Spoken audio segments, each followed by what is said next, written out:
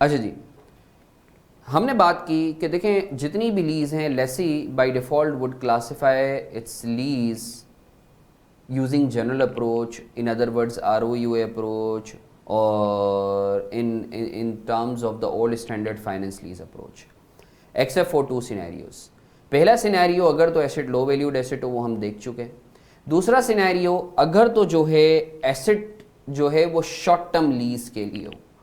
अब सवाल ये पैदा होता है कि Hasan what is meant by short term lease. तो शॉर्ट टर्म लीज समझने से पहले दिस इज इंपॉर्टेंट कि first we need to understand what is meant by lease term. Lease term होगी क्या, लीज टर्म क्या होगी? तो देखें लीज टर्म के अंदर दो चीज़ें आती हैं. इसको मैं इनफैक्ट यहाँ करवा देता हूँ आप लोगों के लिए.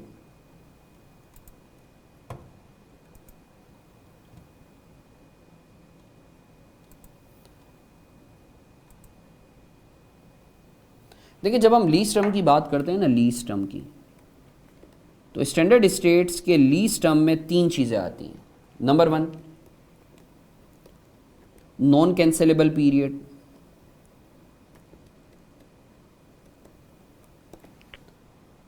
अब जब हम रेंट का एग्रीमेंट करते हैं तो आपको इस चीज़ का अंदाज़ा है कि एक वो पीरियड डिसाइड होता है जो नॉन कैंसिलेबल होता है. ना लेसी जो है उससे पीछे हट सकता है, ना लेसर पीछे हट सकता है. अदरवाइज जो है there would be hefty penalties और legal repercussions might be. Court might decide कि आप स्पेसिफिक जो है परफॉर्मेंस की तरफ जाएं. फिर एक पीरियड होता है कैंसिलेबल पीरियड, जिसमें लेसी या लेसर दोनों में से कोई भी कैंसिल कर सकता है. और फिर एक होता है रिन्यूएबल ऑप्शन, कि आप चाहें तो further x number of months के लिए या ईयर्स के लिए या टेन्यूर के लिए आप अपने कॉन्ट्रैक्ट को रिन्यू करवा सकते हैं. अब स्टैंडर्ड स्टेट्स के देखें लीज टर्म में आप नॉन कैंसिलेबल पीरियड को तो लेंगे ही लेंगे. आप कैंसिलेबल पीरियड को भी लेंगे if lessee plans not to terminate during this period. अगर तो लेसी का इरादा है कि वो कैंसिलेबल पीरियड में जो है वो टर्मिनेट नहीं करेगा लीज को, तो फिर आप कैंसिलेबल पीरियड को भी लीज टर्म का हिस्सा बनाएंगे. Renewable option, if lessee plans to avail this option. आप रिन्यूएबल ऑप्शन को भी हिस्सा बनाएंगे अगर तो लेसी का इरादा है, अगर तो लेसी का इरादा है कि वो रिन्यूएबल ऑप्शन को ऑप्ट करेगा. फॉर एग्जांपल मेरा किसी से कॉन्ट्रैक्ट हुआ है, एक केस कर लेते हैं, केस वन. मेरा किसी से कॉन्ट्रैक्ट हुआ, लेट से जो है मैं अगर बैंक की बात करूं तो एक ब्रांच हम लोग खोल रहे हैं, हमारी मेन ब्रांच है, ठीक है ना. तो नॉन कैंसिलेबल पीरियड था 5 ईयर्स का. लैंडलॉर्ड से एग्री हुआ कि 3 साल का और पीरियड होगा, ग्रेस पीरियड, जिसमें जो है कैंसिलेबल जो है हम चाहें बीइंग अ लेसी तो कैंसिल कर सकते हैं. कैंसिलेबल पीरियड है 3 साल का. और फर्दर जो है रिन्यूएबल ऑप्शन है 4 साल का.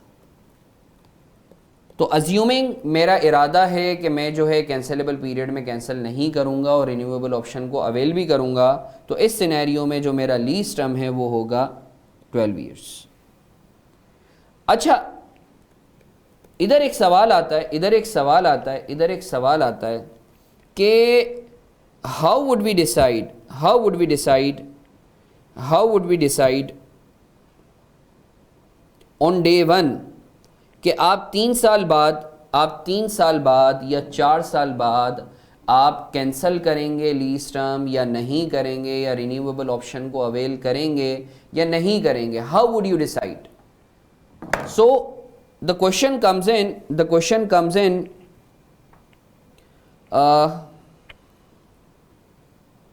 Just hold on.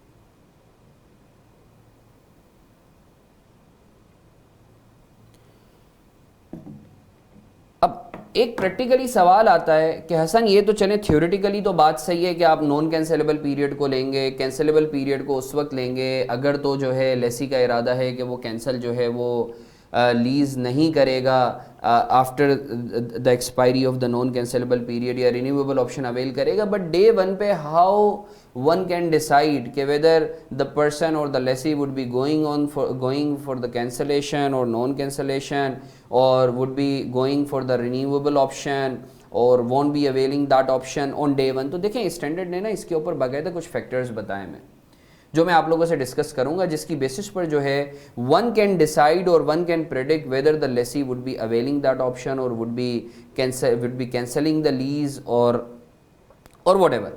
तो मैं एक करके एक एग्जांपल कर लेता हूँ। Let's say non cancellable period है, यही सिनेरियो है, वो 5 साल का है तो नॉन कैंसिलेबल पीरियड तो आएगा ही आएगा। अब कैंसिलेबल पीरियड में जो है लेसी को ऑप्शन मिला हुआ है कि लेसी चाहे तो कैंसिलेबल पीरियड में कैंसिल कर सकता है, बट अगर तो लेसी कैंसिल करने के लिए जाता है तो उसे 5 टाइम्स ऑफ द रेंट जो है वो पेनल्टी पे करनी पड़ेगी, which is considered as significant from the perspective of the lessee. तो आप मुझे बताएं कि क्या लेसी कैंसलेशन ऑप्शन की तरफ जाएगा, अज्यूमिंग इसके लिए बहुत सिग्निफिकेंटली जो है ये पेनल्टी हिट करेगी? ऑब्वियसली नहीं जाएगा, क्योंकि हेफ्टी पेनल्टीज हैं तो ऑब्वियसली वो कैंसिलेबल पीरियड की तरफ नहीं जाएगा कि वो कैंसिल कर दे। या देयर इज अ पॉसिबिलिटी कि लेसी ने जो है बहुत ज्यादा खर्चे कर लिए हैं उस प्रेमिसेस पे, लेट्स से जो है फर्नीचर एंड फिक्चर्स लगाए हुए हों या बहुत सारे एसेट्स जो हैं कैपिटल एक्सपेंडिचर कर लिया हो, तो at least as a normal person, as a prudent person we can think of कि आप एटलीस्ट उन एसेट्स की यूजफुल लाइफ जो है वो उसको तो उस तक तो इस्तेमाल करोगे उस प्रेमिसेस को। या अगर लेट्स से आपकी जो है लेट्स से वो फ्लैगशिप ब्रांच है या जगह है, फ्लैगशिप ब्रांच है या जगह है, तो obviously you won't be going for the cancellation during the cancellable period. तो ये कुछ फैक्टर्स हैं जिसकी बेसिस पर स्टैंडर्ड स्टेट्स के you can predict on day one. Similarly अगर ये सिनेरियो है तो obviously I won't be going for the cancellation, तो ये 3 साल को जो है मैं लीज टर्म का हिस्सा बनाऊंगा। अच्छा जी, इसी तरीके से अगर तो रिन्यूएबल ऑप्शन की के मैं डे वन पे कैसे प्रेडिक्ट कर सकता हूँ एज अ लेसी कि मैं रिन्यूएबल ऑप्शन को अवेल करूंगा या नहीं करूंगा, इसके लिए एक आसान सी एग्जांपल। लेट्स से आपको अगर कोई जगह मिली हुई है और आपको कहा जाता है कि लेट्स से 8 साल बाद जो है आपके पास ऑप्शन है, आप चाहें तो 10% ऑफ द रेंट, जो भी आपका रेंट बनता है उसके आपने 10% पे जो है आपने रिन्यूएबल ऑप्शन एक्सरसाइज करना है। यानी जो रिन्यूएबल ऑप्शन है उसका जो टेन्योर है उसमें आपने जो है सिर्फ 10% ऑफ द रेंट आपने पे करना है। तो आप मुझे बताएं whether on day one as a prudent person whether we would be going for availing the renewable option और नॉट। आप लोग मुझे इनपुट दें।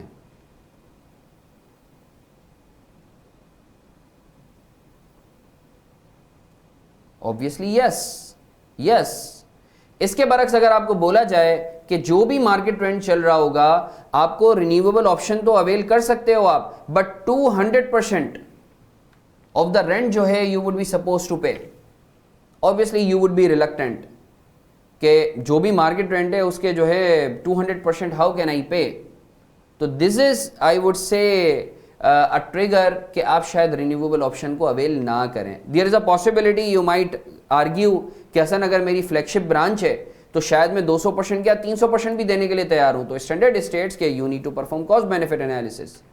अगर तो आप कॉस्ट बेनिफिट एनालिसिस करते हैं और आपको ऐसा लगता है कि 200% देने के बाद भी जो है शायद आपको जो है फायदा हो रहा है, तो बिल्कुल आप रिन्यूएबल ऑप्शन को कंसिडर कर लें इन लीज टर्म। तो सवाल, अच्छा अब सवाल ये पैदा होता है कि हसन लेट्स से हमने लीज टर्म डिसाइड कर ली, लेट्स से अभी 12 साल डे वन पे, अब बाद में अगर चेंज आ जाता है, बाद में हमारा प्लान चेंज हो जाता है तो कोई मसले वाली बात नहीं है, it's a change in estimate. तो फिर अकॉर्डिंगली आप अपना जो है लीज को मॉडिफाई करेंगे, उसका अलग से अकाउंटिंग ट्रीटमेंट है। तो again lease term is pure an estimate and estimate is subject to change. Okay, मेरी आवाज क्या डिस्टोर्ट हो रही है? Is it the case? Can anyone please confirm? मेरी आवाज क्या वाकई डिस्टोर्ट हो रही है?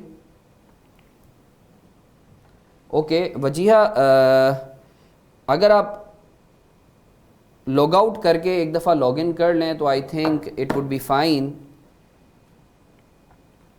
अच्छा जी, तो आई एम श्योर आपको जो है लीज टर्म का जो है लीज टर्म के हवाले से क्लैरिटी है कि what is meant by the lease term. तो let me once again reiterate, lease term में तीन चीज़ें आती हैं। Lease term constitutes three things, one is non cancellable period, number two is cancellable period. Cancellable period provided you would be taking cancelable period as a part of the lease term provided you aim not to cancel the lease during that period as a lessee, plus renewable option provided that you plan to renew the lease or avail this renewable option।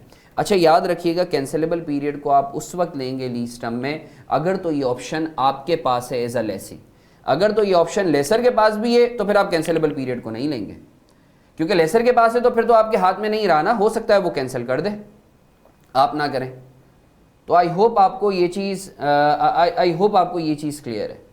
तो lease term के हवाले से if anyone has got any question तो please feel free to ask, otherwise एक illustration की तरफ हम लोग मूव ऑन करते हैं।